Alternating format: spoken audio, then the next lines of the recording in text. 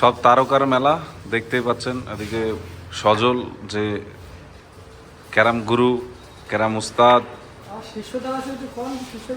কিরা শিষ্য কিরা আশিক। দেখা যাক গুরু শিষ্যর লড়াই।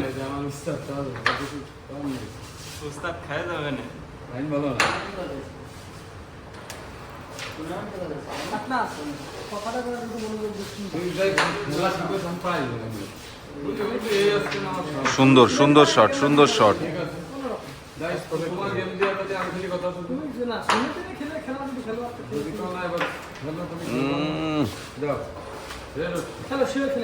হিট করে আশিকের অসাধারণ একটি খেলা দেখলেন।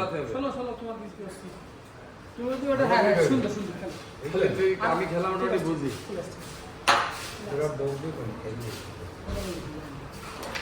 মোটামুটি বুঝি দোষ বুঝছিস। আর খেলা লাগবে।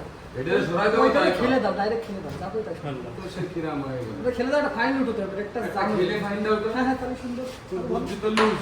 ঠিক আছে। তোর যদি খেলা দিলি তো গেম খেলতে পারবো। এটা দুই তুলি ফাইন উঠলি হচ্ছে না?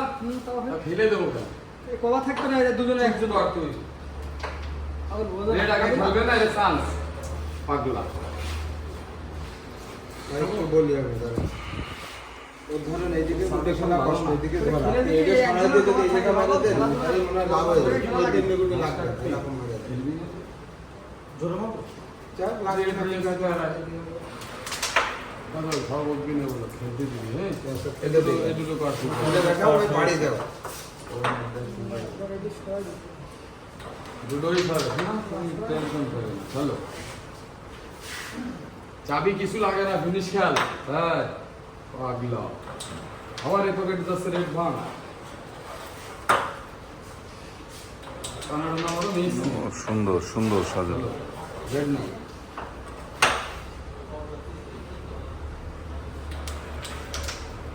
বদলে তাহলে মিস করো যাবে খেল। অসাধারণ, চমৎকার একটি ফিনিশ সজলের, চমৎকার একটি ফিনিশ।